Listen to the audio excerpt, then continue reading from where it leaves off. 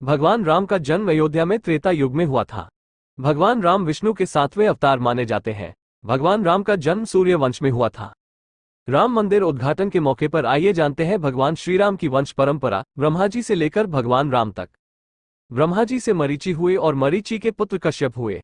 इसके बाद कश्यप के पुत्र विवस्वान हुए। जब विवस्वान हुए तभी से सूर्य वंश का आरंभ माना जाता है।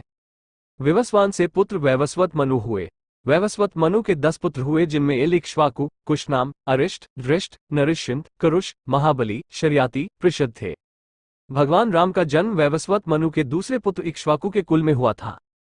जैन धर्म के तीर्थंकर निमि भी इसी कुल में पैदा हुए थे। इक्ष्वाकु से सूर्यवंश में वृद्धि होती चली गई। इक्ष्वाकु वंश में कई पुत्रों का जन्म हुआ, जिनमें विकुशी, निमि और दंडक नामक पुत्रों का जन्म हुआ। समय के साथ धीरे धीरे यह वंश परंपरा आगे की तरफ बढ़ती गई, जिसमें हरिश्चंद्र, रोहित, वृष, बाहु और सगर भी पैदा हुए। अयोध्या नगरी की स्थापना इक्ष्वाकु के समय ही हुई। इक्ष्वाकु कौशल देश के राजा थे, जिसकी राजधानी साकेत थी, जिसे अयोध्या कहा जाता है। रामायण में गुरु वशिष्ठ ने राम के कुल का विस्तार पूर्वक वर्णन किया है। इक्ष्वाकु के पुत्र कुक्षी, कुक्षी के पुत्र विकुशी हुए। इसके बाद में विकुशी की संतान बाण हुई और बाण के पुत्र अनरण्य हुए। समय के साथ ये क्रम चलता रहा, जिसमें अनरण्य से पृथु और पृथु से त्रिशंकु का जन्म हुआ। त्रिशंकु के पुत्र धुंधुमार हुए। धुंधुमार के पुत्र का नाम युवनाश्व था। युवनाश्व के पुत्र माधाता हुए और माधाता से सुसंधि का जन्म हुआ। सुसंधि के 2 पुत्र हुए, ध्रुवसंधि एवं प्रसेनजित। ध्रुवसंधि के पुत्र भरत हुए। भरत के पुत्र असित के होने के बाद फिर असित के पुत्र सगर का जन्म हुआ। सगर जो कि अयोध्या के बहुत ही सूर्यवंशी पराक्रमी राजा थे। राजा सगर के पुत्र असमंज हुए।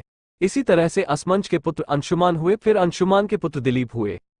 दिलीप से प्रतापी भागीरथ पुत्र हुए, जिन्होंने ही मां गंगा को कठोर तप के बल पर पृथ्वी पर लाने में सफल हुए थे। भागीरथ के पुत्र ककुत्स्थ हुए और ककुत्स्थ के पुत्र रघु का जन्म हुआ। रघु के जन्म होने पर ही इस वंश का नाम रघुवंश पड़ा, क्योंकि रघु बहुत ही पराक्रमी और ओजस्वी नरेश हुए थे। रघु से उनके पुत्र प्रवृद्ध हुए। प्रवृद्ध से होते होते कई वंश चलते गए। प्रवृद्ध के पुत्र शनखंड थे। शनखंड के पुत्र सुदर्शन थे। सुदर्शन के पुत्र का नाम अग्निवर्ण था। अग्निवर्ण के पुत्र शीघ्रग हुए। शीघ्रग के पुत्र थे मरु। मरु के पुत्र हुए प्रशुश्रुक।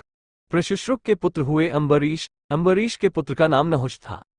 नहुष के पुत्र ययाति हुए। ययाति के पुत्र नाभाग हुए, फिर नाभाग के पुत्र अज हुए।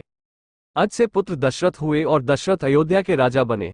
दशरथ ने 4 पुत्रों को जन्म दिया, भगवान राम, भरत, लक्ष्मण और शत्रुघ्न। इस प्रकार भगवान राम का जन्म ब्रह्मा जी की 67वीं पीढ़ी में हुआ। राम के 2 पुत्रों में कुश का वंश चलता रहा, फिर कुश से अतिथि और अतिथि से निष्ठा, निष्ठा से नभ, नभ से पुंडरिक, पुंडरिक से क्षेमंध्वा, क्षेमंध्वा से देवानिका, देवानिका से अहीनक, अहीनक से रुरु, रुरु से परियात्र, परियात्र से दल, दल से छल, छल से उक्त, उक्त से वज्रनाभ, वज्रनाभ से गण, गण से वुषितस्व, वुषितस्व से विश्वस, विश्वस से हिरण्यनाभ, हिरण्यनाभ से पुष्य, पुष्य से ध्रुवसंधि, ध्रुवसंधि से सुदर्शन, सुदर्शन से अग्निवर्ण, अग्निवर्ण से पद्मवर्ण, पद्मवर्ण से आदि, आदि से मरु, मरु से प्रयुश्रुत, प्रयुश्रुत से उदावसु, उदावसु से नंदीवर्धन, नंदीवर्धन से विशेष्टु, विशेष्टु से देवरात, देवरात से बृहदुथा, बृहदुथा से महावीर्य, महावीर्य से सुधृति, सुधृति से धृष्टकेतु, धृष्टकेतु से हर्याव, हर्याव से मरु, मरु से प्रतिधानक, प्रतिधानक से कुतिरथ, कुतिरथ से देवमीधा, देवमीधा से विबुध, विबुध से महाधृति, महाधृति से कीर्तिरथ, कीर्तिरथ से महरोम, महरोम से स्वर्णरोम, स्वर्णरोम से हर्षवरोम और हर्षवरोम से सिरध्वज का जन्म हुआ। कुश वंश के राजा सिरध्वज की एक पुत्री थी, जिसका नाम सीता था। सूर्यवंश इससे भी आगे बढ़ा, जिसमें कृत्या नाम का एक पुत्र पैदा हुआ, जिसने योग का मार्ग अपनाया।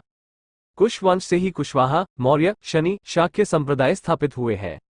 एक शोध के अनुसार महाभारत युद्ध में कौरवों की ओर से लड़ने वाले कुश की 50वीं पीढ़ी में शल्य हुआ था। गणना की जाए तो कुश महाभारत काल से 2500 वर्ष पूर्व से 3000 वर्ष पूर्व, अर्थात आज से 6500 से 7000 वर्ष पूर्व तक था। इसके अलावा शल्य के बाद बहतक्षय, उरुषे, वत्सद्रोह, प्रतिव्योम, दिवाकर, सहदेव, ध्रुवश्च, भानुरथ, प्रतश्व, सुप्रतिप, मरुदेव, सुनिक्षत्र, किन्नरश्रवा, अंतरिक्ष, सुषेण, सुमित्रा, बृहद्राज, धर्म, कृतजय, व्रत, रंजय, पाप शाक्य, शुद्धोधन, सिद्धार्थ, राहुल, प्रसेनजित, क्षुद्रक, कुलिक, सुरथ, सुमित्रा नामक राजा हुए। माना जाता है कि खुद को शाक्यवंशी कहने वाले भी श्रीराम के ही वंशज हैं। माना जाता है कि लव का पुत्र सरोकमन था। लव के वंशज राघव राजपूत हैं। ऐसा माना जाता है कि राघव राजपूत राजा प्रेम से पैदा हुए थे। इनमें बरगुजा, जयस और सिकरारों के राजवंश चले। इसकी दूसरी शाखा सिसोदिया राजपूत वंश की थी, जिसमें से बैसला और गहलोत वंश के राजा हुए। कुशवाहा राजपूतों का वंश कुशजी से बढ़ा। पौराणिक कथा के अनुसार लवजी ने लवपुरी शहर की स्थापना की थी, जो वर्तमान में पाकिस्तान के लाहौर शहर में है। यहाँ के किले में आज भी लवजी का मंदिर बना हुआ है। लवपुरी लगाने के बाद इसे लोहापुरी कहते हैं। इतना ही नहीं, बाद में स्थापित थाई शहर लोहपुरी का नाम भी लव के नाम पर रखा गया। जयपुर राजपरिवार की रानी पद्मिनी और उनके परिवार के सदस्य भी राम के पुत्र कुश के वंशज हैं। कुछ समय पहले रानी पद्मिनी ने कहा था कि उनके पति भवानी सिंह कुश के 307वें वंशज थे। परिवार के इतिहास की बात करें तो 21 अगस्त 1921 को जन्मे महाराज मानसिंह ने 3 शादियां की थी। मानसिंह की पहली पत्नी मरुधर कंवर, दूसरी पत्नी का नाम किशोर कंवर और मानसिंह ने तीसरी बार गायत्री देवी से विवाह किया। महाराजा मानसिंह और उनकी पहली पत्नी से उत्पन्न पुत्र का नाम भवानी सिंह रखा गया। भवानी सिंह का विवाह राजकुमारी पद्मिनी से हुआ था। दिया के बड़े बेटे का नाम पद्मनाभ सिंह और छोटे बेटे का नाम लक्ष्यराज सिंह है। वैसे तो कई राजा महाराजा थे जिनके पूर्वज श्री राम थे।